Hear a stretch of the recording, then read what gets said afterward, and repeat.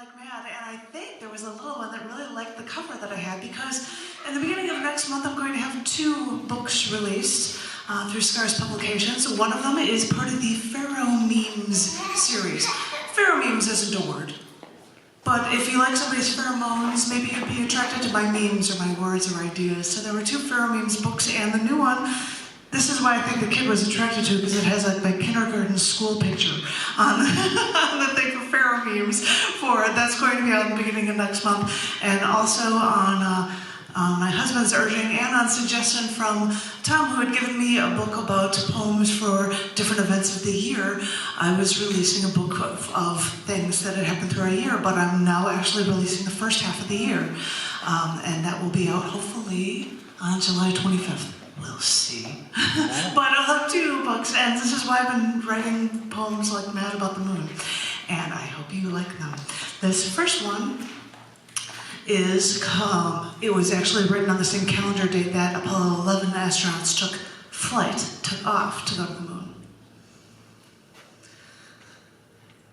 We didn't know what to expect.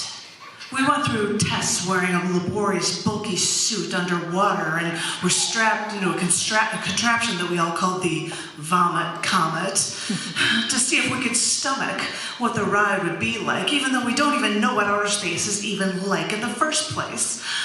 Officers would monitor the weather to see if it would be what the weather would be like, and if we'd be able to do what could never be done before. Oh, please. Give me a cloud-free sky so that we can see what we're doing when we take off for this 4-day mission to the moon. We have no idea what it will really feel like if we make it to the surface. Strapping us in a bulky suit when we're underwater and asking us to do chores really can't prepare us for actually walking on the moon. With lower gravity, will it be easier to hop instead of laboriously walk like we do here on Earth, with one foot in front of the other, each earthly step more and more there to make sure that we don't fall? Wonder what the sun will look like. And without an atmosphere, how black will the sky always seem? We want to stare out at this landscape along these rocks and this new terrain, but then I look up and I see the Earth, home, just the way we always would look fondly at the moon in our Earth sky.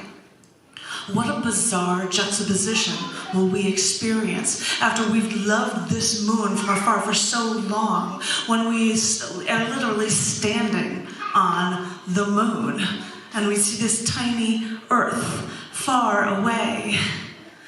That may be when we'll realize that that tiny teeming ball holds all of mankind.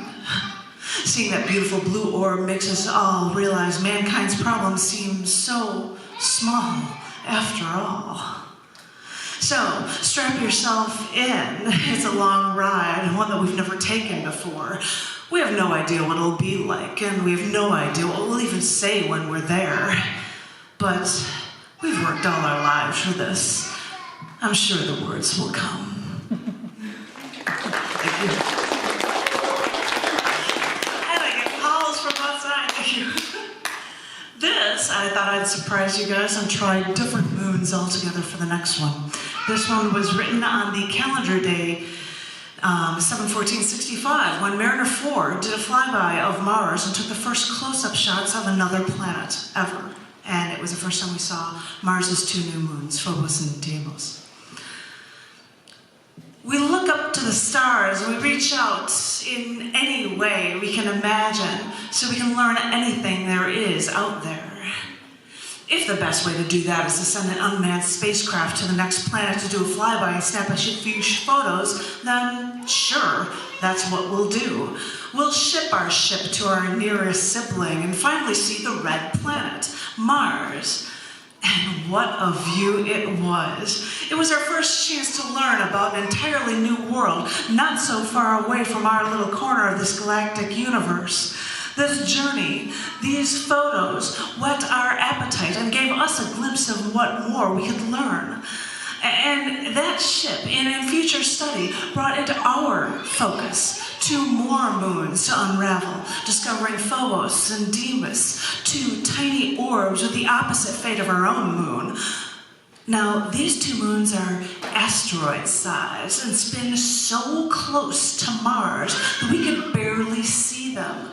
In mythology, Phobos is one of twin sons of the god of war, Ares, Mars in Roman, and of these brothers, Phobos means fear, and Deimos, flight. And unlike our moon, these moons do not fear their planet, as our moon's orbit pulls our moon away from Earth with every single orbit. But Mars asteroidal moons actually pull closer to Mars, so their fate will eventually be an epic collision with Mars that probably took it in the past, so they'd be their moons. So as much as we like learning about everything from asteroids to moons, it is sad to know that after we learned of these 2 beautiful little gems, we know they'll eventually be gone. So the only choice we have is to continue to look and continue to learn everything we can about these 2 precious Mars moons before they're gone, while we still have the time and we have the opportunity to find more there to fall for. Yeah.